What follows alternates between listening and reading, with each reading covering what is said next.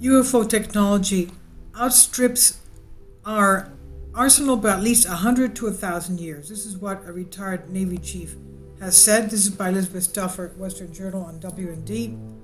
Retired U.S. Navy Chief Master-at-Arms Sean Cahill.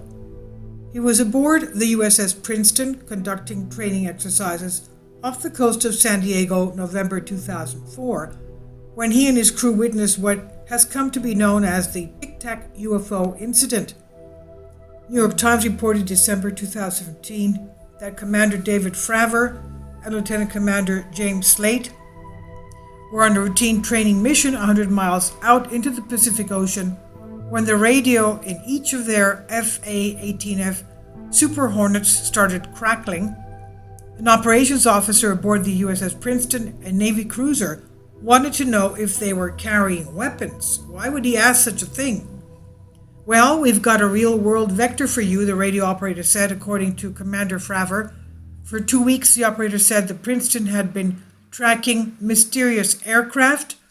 The objects appeared suddenly at 80,000 feet, then hurled towards the sea, eventually stopping at 20,000 feet, hovering, and then they either dropped out of radar range or shot straight back up like a shooting star. The radio operator instructed Commander Fravor and Commander Slate, who was given a similar account, to investigate. Fravor and Slate flew towards the object, the report said. Kindly support my Patreon account since YouTube has again demonetized my YouTube channel. The daily posts are 5 videos daily, and they are totally different from what I have on my YouTube channel. Thank you so much for your support and that you find all my content so interesting. You'll find the Patreon account details in the description box below. Hovering 50 feet above the churn of the waves was an aircraft of some kind. It was whitish, that was around 40 feet long and oval in shape, so it was hovering just above the surface of the water. The craft was jumping around erratically, staying over the wave disturbance, but not moving in any specific direction. This is what Commander Fravor explained. The disturbance looked like frothy waves and foam, as if the water was boiling. Commander Fravor began a circular descent to get a closer look, but as he got near, the object began ascending towards him. It was almost as if it were coming to meet him halfway, Fravor said.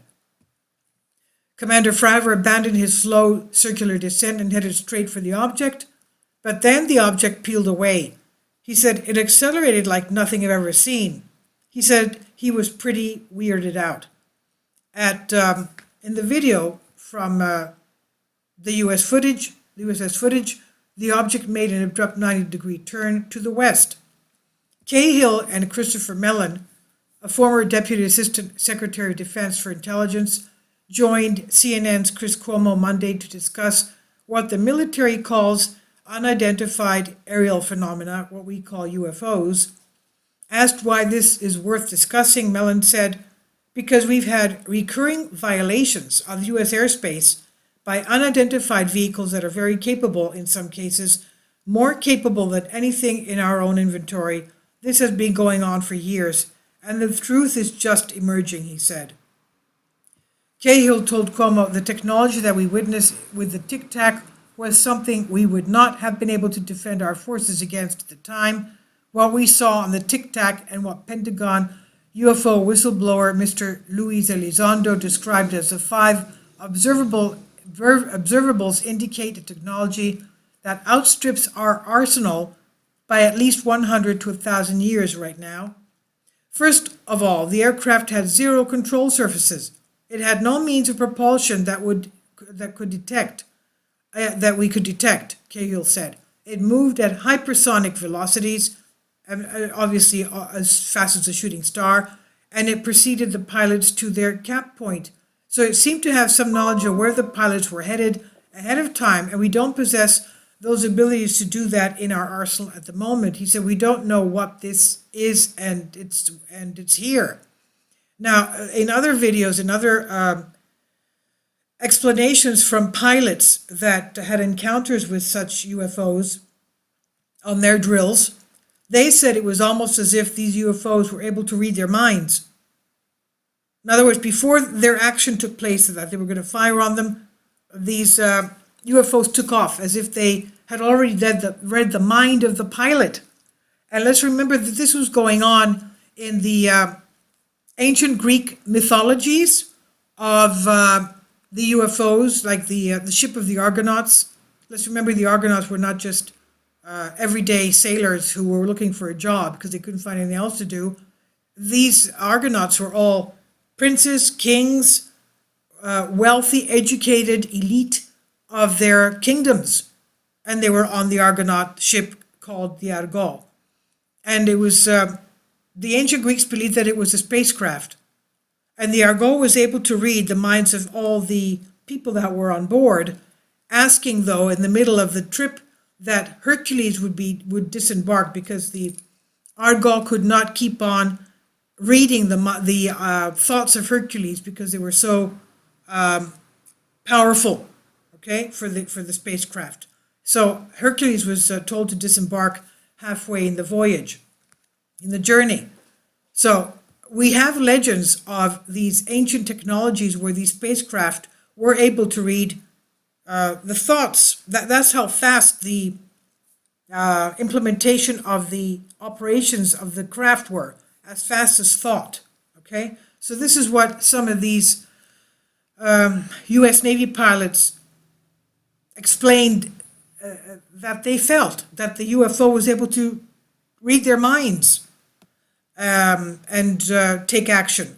Now, Mellon said that there had been no hostilities, but that these vehicles are becoming increasingly bold, like in your face, like, we're here, what are you going to do about it? You can't do anything about us.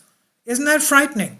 Anyway, not fear-mongering here, it's just, what seems to be around us now. And let's see what the disclosure will give us in a few days. They've been swarming around warships off the coast of California, swarming around strategic missile defenses bases in Guam. It's something we need to take seriously, he said. Mellon said, we're spending billions looking for extraterrestrial civilizations. We've got spacecraft that have already left the solar system. It's possible someone found us before we found them, he said. He's talking about Voyagers 1 and 2, right? They're all the way out to the Boschok.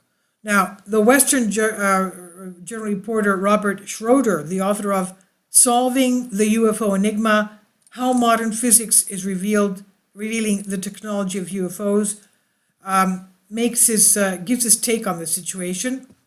Schroeder said that he's quite sure these military sightings are real since they include visual, radar, and infrared data, and the Navy fighter pilots and radar operators are highly trained. And they're giving their witness and testimony on these. Here are some of the highlights of what he had to say. Quote, one of the most important aspects of the UFO or UAP sightings is the tremendous acceleration of these objects, Schroeder says. Professor Kevin Knuth of Albany State University, New York, estimated the acceleration of the UFOs picked up on Navy radar off San Diego in 2004 as they dropped from an altitude of 20,000 feet and came to a dead stop just above the ocean's surface. He calculated an acceleration or deceleration over 5,000 Gs, 5,000 Gs, in a paper he co-authored with Robert Powell and Peter Reilly.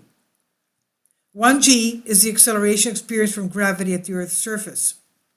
So to put it in perspective, we know that fighter pilots can at best withstand about 10 Gs, but only with G suits and specialized training. Our best anti-missile missiles max out at 50 Gs in straight line acceleration. Beyond 50 Gs, they would disintegrate. From indentations left in the ground from landed UFOs, it's estimated that these craft are extremely massive. For example, in 1954 in Quarouble, France, a UFO was observed landing on some railroad tracks with two small beings next to it. The craft was about 20 feet in diameter, about 9 feet tall. After it departed, engineers examined the impressions on the railroad ties and estimated the craft weighed around 30 tons. The question is, how could these massive craft withstand these tremendous accelerations? Somehow these alien civilizations have figured out how to overcome inertial forces. Inertia is a resistance to acceleration by any object with mass.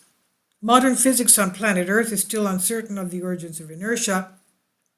Einstein used an idea known as Mach principle in an attempt to explain inertia within the framework of his general theory of relativity.